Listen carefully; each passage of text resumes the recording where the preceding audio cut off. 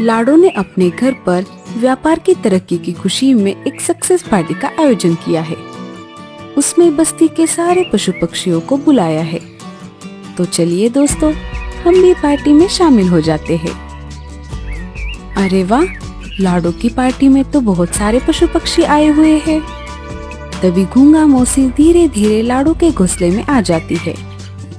मौसी ने पार्टी में आते वक्त लाडो के लिए एक तोहफा भी लाया है। Congratulations for your success, लाडो। मैं तुम्हारे लिए बहुत खुश हूँ। आपका बहुत बहुत शुक्रिया गूंगा मौसी। आइए, आप भी पार्टी में शामिल हो जाइए। हाँ, चलो। सारे पार्टी का बहुत मजा ले रहे हैं, लेकिन ये क्या, हमारा कालू इतना क्यों उदास लग रहा है? लाडो कालू के पास चली जाती है। कालू भैया, क्या हुआ? आप ऐसे मुंह लटका कर क्यों बैठे हो? क्या कोई परेशानी है तो मुझे बताओ। कुछ नहीं लाडो, सारे पशु पक्षी अपना पेट पालने के लिए कुछ ना कुछ काम कर रहे हैं। एक अकेला मैं ही हूँ जो कुछ भी काम नहीं कर रहा। दिन भर घर में पड़ा रहता हूँ। इस वजह से मेरी बीवी भी मुझे बहुत डांटती है। मुझे भी कुछ ना कुछ काम करना है लाडो, लेकिन क्या करूँ, मुझे कुछ समझ नहीं आ रहा। कालू भैया, आप नाराज मत होइए, मैं हूँ ना आपके साथ। हम जरूर कुछ ना कुछ उपाय करेंगे। लाडो चिड़िया थोड़ी देर सोचने लगती है। तभी उसे एक आइडिया आ जाता है। कालू भैया, मेरे पास एक बिजनेस आइडिया है। जल्दी बोलो लाडो, क्या है आइडिया? अब सर्दियाँ खत्म होने वाली है और गर्मियों का मौसम आने वाला है। क्यों ना आप पतंग की दुकान खोलिए। गर्मी की छुट्टियों में सारे पशु पक्षी खूब पतंगबाजी खेलते हैं। अरे वाह लाडो, ये तो बहुत अच्छी आइडिया है। मैं यही बिजनेस करूँगा। दूसरे ही दिन से कालू अपना पतंग का दुकान शुरू कर देता है। लाडो भी कालू की दुकान लगाने में मदद करती है। ऐसे ही कुछ दिन गुजर जाते हैं, लेकिन कालू कौवे की एक भी पतंग नहीं बिकती। कालू फिर से उदास हो जाता है। लाडो बाजार में कुछ फल खरीदने के लिए आई थी। तभी उसने सोचा कि क्यों ना कालू के दुकान का हालचाल पूछा जाए। लाडो चिड़िया कालू के दुकान के पास आ जाती है। कालू फिर से मुंह लटका कर बैठा था। अरे कालू भैया, अब क्या हुआ? फिर से आप मुंह लटका कर बैठे हो? क्या करूं लाडो, तुम्हारे कहने पर तो मैंने पतंग की दुकान शुरू कर दी, लेकिन जब से दुकान खोली है एक भी ग्राहक नहीं आया। मुझे तो अब और भी ज्यादा बुरा लग रहा है। अब तो मुझे भी बुरा लग रहा है कालू भैया। लाडो सोचने लगती है। उसके दिमाग में एक और आइडिया आ जाता है। कालू भैया, मेरे पास एक और आइडिया है। अब कौन सी नई आइडिया है तुम्हारे पास? मुझे तो अब कुछ भी करने को डर लग रहा है। फिर भी बताओ, तुम क्या सोच रही थी? क्यों ना हम हमारे जंगल में पतंगबाजी की कंपटीशन रखें। इस तरह से आपके पतंग भी बिक जाएंगे और बस्ती के पशु पक्षियों को आनंद भी मिलेगा। ये हुई ना बात। चलो, हम एक एक करके सारे पशु पक्षियों को बताते हैं।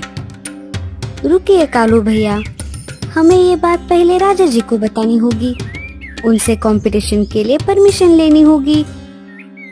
अगर वो मान गए तो हम ये बात सारे पशु पक्षियों को बताएंगे।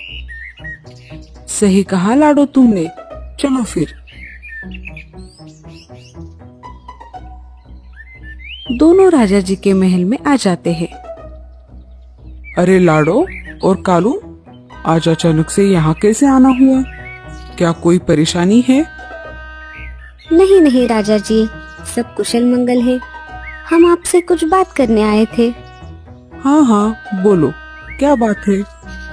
अभी गर्मी की छुट्टी आने वाली है, तो मैं और कालू ये सोच रहे थे क्यों ना हम हमारे जंगल में पतंगबाजी की कंपटीशन रखते हैं। बेचारे कालू ने अभी कुछ दिन पहले पतंग की दुकान खोली है, लेकिन अब तक उसकी एक भी पतंग नहीं बिकी। उसने अपनी सारी जमा पूंजी इस दुकान में लगाई है। अगर ऐसा ही चलता रहा तो उसका परिवार भूखा मर जाएगा। अच्छा, तो ऐसी बात है। बताओ, मैं आप दोनों की क्या सहायता कर सकता हूँ? अगर हम कंपटीशन रखेंगे तो सारे मिलकर उत्साह से इसमें हिस्सा लेंगे। उन्हें आनंद भी मिलेगा और साथ साथ कालू के पतंग भी बिक जाएंगे। ये तो बहुत अच्छी बात है लाडो। लाडो, तुम कितनी अच्छी हो, सबका इतना विचार करती हो। मुझे तुम पर गर्व है लाडो। शुक्रिया राजा जी, पर अब क्या हुआ? क्या है तुम्हारे मन में? बोलो लाडो। राजा जी, हम आपसे परमिशन लेने के लिए आए थे। इसमें परमिशन की कोई आवश्यकता नहीं है। लाडो, तुम कंपटीशन का सारा काम देख लो। मैं मेरे सूचना पक्षियों को बोल दूंगा, वो पूरे जंगल में ये बात फैला देंगे। लेकिन लाडो, मेरी एक शर्त है। जी कहिए राजा जी। पतंगबाजी करते समय जो डोरी इस्तेमाल होती है, वो ऐसी इस्तेमाल करना जिससे पंछियों के पंख को कोई नुकसान नहीं होना चाहिए।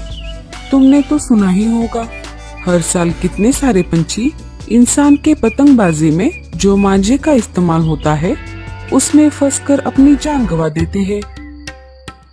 आप निश्चिंत रहिए राजा जी, हम सब उस बात का पूरा ध्यान रखेंगे। हम सेफ्टी के तौर पर एम्बुलेंस का भी इंतजाम कर देंगे।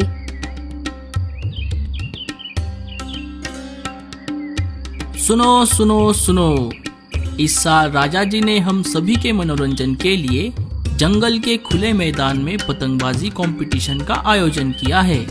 जो भी पंछी इसमें हिस्सा लेना चाहता है वो कल सुबह जंगल के खुले मैदान में लाडो चिड़िया के पास अपना नाम दे सकता है और आपको अपना पतंग खुद लाना पड़ेगा। इसके लिए आप कालू कौवे के पतंग की दुकान में जा सकते हो। जो भी इस कंपटीशन में जीत जाएगा उसे इनाम के तौर पर 10 अनाज की बोरियां मिलेंगी। और एक बात, कल की कंपटीशन खत्म होने तक कोई भी पंछी मैदान के ऊपर से नहीं उड़ेगा।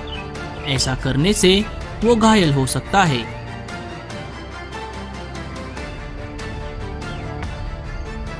सुबह हो जाती है। लाडो और कालू मिलकर खुले मैदान में पतंग की दुकान लगा देते हैं। एक एक करके पक्षी लाडो के पास अपना नाम दे देते हैं और कालू से पतंग खरीदते हैं। देखते ही देखते कालू के सारे पतंग बिक जाते हैं। कालू बहुत खुश हो जाता है। भूरे कौवे ने भी इस कंपटीशन में हिस्सा लिया था। आज तो मैं ही जीतूंगा, देखते हैं मुझे कौन हराता है। भूरा कौवा मांझे का इस्तेमाल करने वाला था। कंपटीशन शुरू हो जाती है। लाडो के साथ साथ बाकी के पंछी भी कंपटीशन में शामिल हो गए। सबने अपनी अपनी पतंग हवा में उछाल दी। अरे देखो, मेरी पतंग कितनी ऊपर उड़ रही है। अब देखो मैं कैसे इस चील की पतंग को काट देता हूँ। उल्लू चील की पतंग को काट देता है। चील कंपटीशन से बाहर हो जाता है। लाडो मीनू मौसी के पतंग को काट देती है। भूरा कौवा कालू कौवे की पतंग को काट देता है। ऐसा करते करते अब सिर्फ लाडो और भूरे कौवे की पतंग रह जाती है। लाडो पतंग उड़ाने में बहुत माहिर थी, इसीलिए वो भूरे कौवे पर भारी पड़ रही थी। भूरे कौवे को गुस्सा आने लगा। ये क्या हो रहा है? लाडो की पतंग तो बहुत ऊपर जा रही है। अगर मेरी पतंग कट गई तो मैं हार जाऊंगा। नहीं नहीं, मैं ऐसा होने नहीं दूंगा। भूरा अपने पतंग की डोरी को एक पेड़ से बांध देता है और उड़कर लाडो के पतंग को काटने की कोशिश करता है। सारे पंछी नीचे से भूरे कौवे को आवाज लगाते हैं। अरे भूरे, ऊपर मत जा, तुझे चोट लग जाएगी। भूरा किसी की नहीं सुनता, क्योंकि उसे बस जीतने की पड़ी थी। वो लाडो के पतंग की तरफ जाने लगता है। तभी अचानक भूरे कौवे की पतंग उसकी तरफ आने लगती है और उसका ही मांझा उसके पंखों को काट देता है। तेज धार की वजह से उसका पंख टूट जाता है। भूरा जमीन पर गिर जाता है। लाडो जल्दी से भूरे के पास आ जाती है। देखती है तो क्या, मांझा पंखों में अटकने की वजह से उसका पंख टूट गया था और उसमें से खून भी बह रहा था। एम्बुलेंस भूरे को अस्पताल ले जाती है। डॉक्टर ऑपरेशन करके भूरे कौवे के पंखों को जोड़ देते हैं।